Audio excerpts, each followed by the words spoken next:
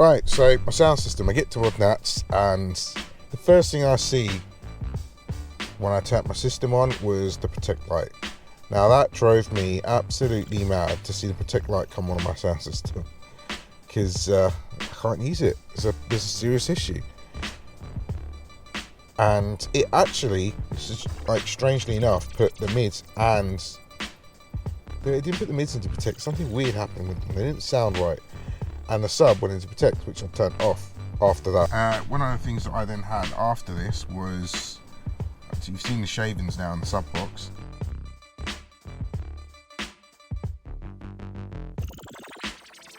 Basically, I just had to get in there. That was the first thing I had to do, was just get in that sub box and see what was going on, because the day before Modnats, when I was like prepping my stuff, everything was working. I didn't really go loud on it, to be honest. But I didn't realise that I was running on one coil on that sub. So I'll show the pictures of what actually happened to the other coil that wasn't even active. I couldn't even tell you. Okay, a couple of weeks I could tell you it's not been on that pair of the coils, it was only on one. I know why it's happened now. I didn't at the time, but I know now.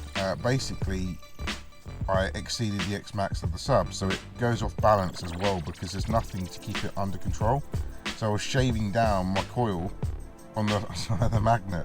Basically, it's making contact, and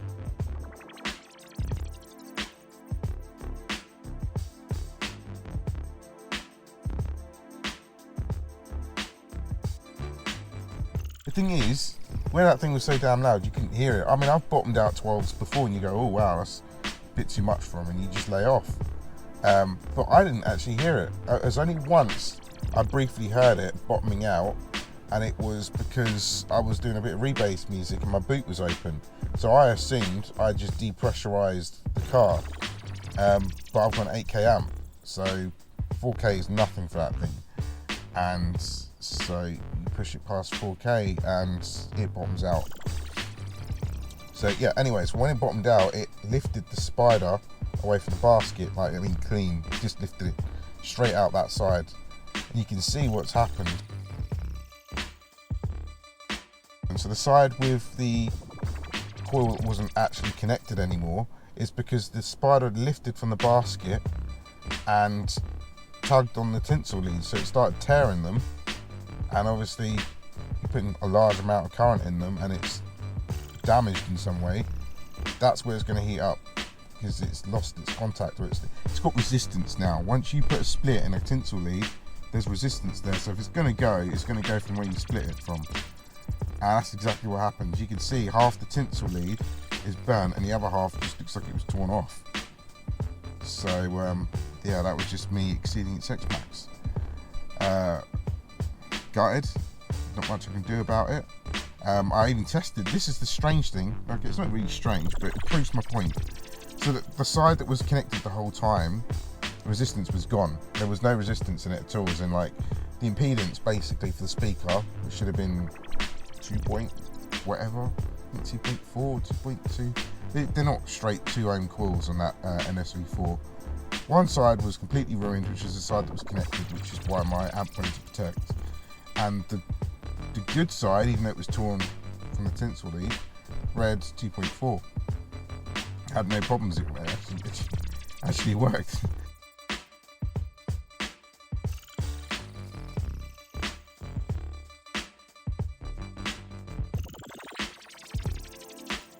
If you connected something directly to the tinsel leads, like on the actual spider. But yeah, as I say, it's gutted. If I'd have just, I heard it, I changed the bolts on the actual speaker because it was lifted out with the standard screws that I had. So I changed those, and the screws that I put in there were massive. I mean, one of the things I noticed with the smaller screws is it was right up against the box. So I assumed it was just ever so slight, it weren't rattling, it was like a metal slapping wood sound. So I just assumed it was the bolt, where it was so close to the wood of the box, just tapping against it. But in actual fact, it was my spider that had lifted away from the basket. That's what was making that noise. So if I'd have stopped right there and taken everything out and actually examined the spider and everything on the speaker, I would have seen the problem. I, in fact, did take it out didn't see a problem. As I said, it wasn't until I had to take it out like properly and seen where I'd blown the tinsel leads that I'd actually separated the basket. Because the problem with the tinsel leads is they were fine when I last took that out. So what was going on was the spider was lifting from the basket and the tinsel lead was still connected. It was probably just before it split. So I didn't see a problem. I didn't go in there and start prizing on stuff to see if anything had gone loose. But yeah, it is what it is. There's not much I can do now, it's gone. But I've learnt a lot from this. So if you want to run stupid power on a speaker that people say, oh yeah, it can take 6K, it can take 5K, it can do this, it can do that. The box has to be smaller than what's rated because it needs that pressure behind it to allow it to have whatever power in it. That's the number one. And number two, NSV4 is not great for everyday music. It can do it and it does sound alright, but a pair of 12 SAs on normal music will sound better, easier on normal music. And obviously rebase stuff, the NSV4 will just blow them out the water. So I would say to you, think about your application. I mean, an NSV4 for a daily driver, I wouldn't do it. I just wouldn't do it. Now I know what I know. I would have either gone for the ZV, maybe an X series. They are heavy subs and it is kind of out the remit, but my only other option now, which is what I'm thinking of doing, is going for an FI sub.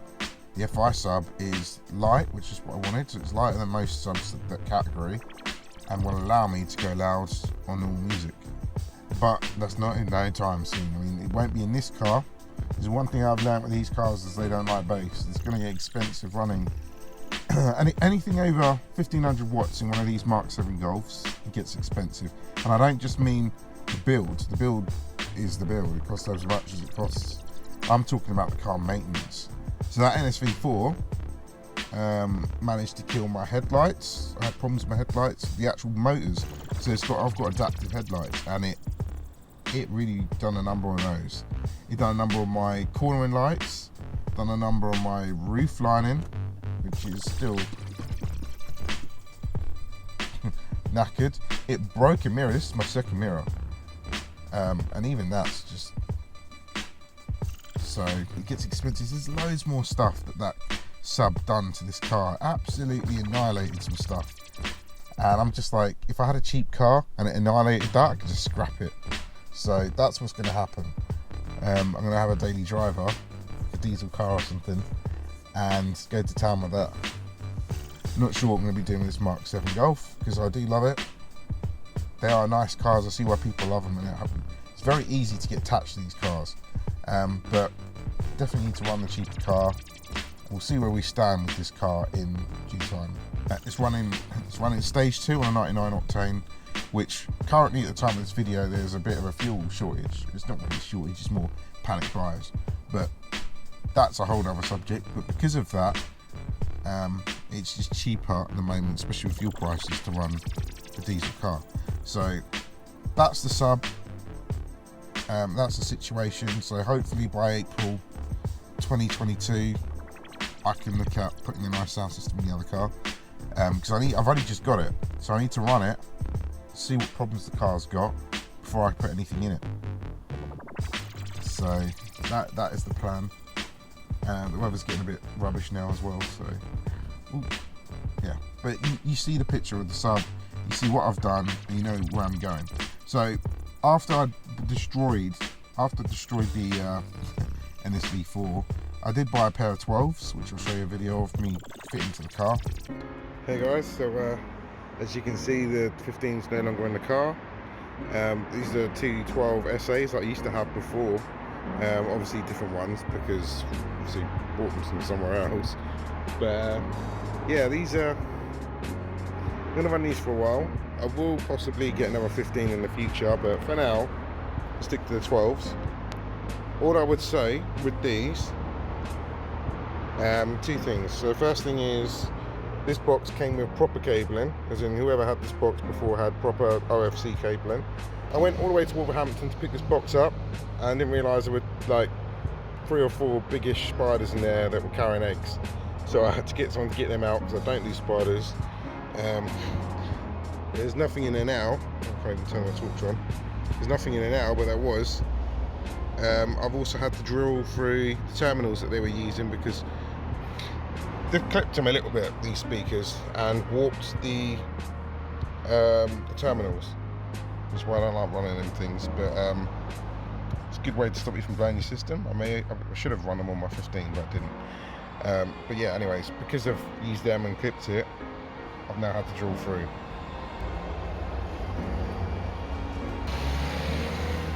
So anyways, I'm going to be running these on 4 ohm because that amp's just too big for them. So I've now got to reconfigure them for 4 ohm. So I had to cut all the cabling out and basically start again. That is the situation right now. I'm going to run on the 12s for a while, see how they sound. Who knows, I may even like the sound out of these better, but we'll soon find out. I have no idea what the box is tuned to. Absolutely no idea, but we'll find out. Anyways guys, I'm going to crack on with this wiring. I can't hold my phone and show you me wiring this stuff, but all I'm literally doing on here is what I did with my old Z5500 sound system. From one coil to the next, so positive to negative on here, and then the 2 terminals from either side out, which gives me 8 ohms. 8 ohms on each speaker. And then from there, we'll join them at the amp, so it'll end up at 4 ohm loads. Two 2 ohm subs, no, confuse myself here. 2 8 ohm subs together paired on the amp becomes 4 ohms, so that's what I'll be running. Probably the safest way anyway. Not running these at 1 ohm, it's not happening. Hey guys, so I'm going to show you the 8 ohms configuration on the Sundown sub. So, I've literally gone from positive on one coil, negative to that one, and then from that one, I've come straight out, again also from the negative on the other side, to this cable. That is the 8 ohms configuration on a 4 ohm sub, dual voice coil. But yeah, there you go. So I need to do the same to my other one, and then run them through the box straight to the amp, and that is 4 ohm load on 2. Some loud cars going by. That's a 4 ohm load on 2 subs that are 4 ohms. That's how you get it.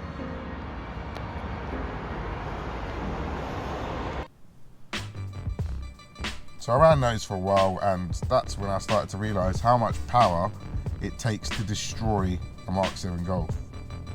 And trust me, it's not a lot. These cars are not built that well. They are externally, because that's what people love to see and feel, but I mean, internally, they cheaped out so much, and the sub will find any cheap part in this car, that sub found. One of the things that got absolutely destroyed instantly, it happened in my white car. There's a, you can't really see it unless you can get a torch there. So, this thing, that's absolutely destroyed in this car. And any sub in a Mark 7 Golf will eventually break this. It's where you put your sunglasses. That part didn't stand 5 seconds in these Mark 7 Golfs with any sort of bass. Anything over 700 watts, because that's when stuff starts getting serious, it's about 700 watts and above. So it then makes your phone calls, I think your mic's somewhere up here at some point, I can't remember, it makes your phone calls sound like rubbish. So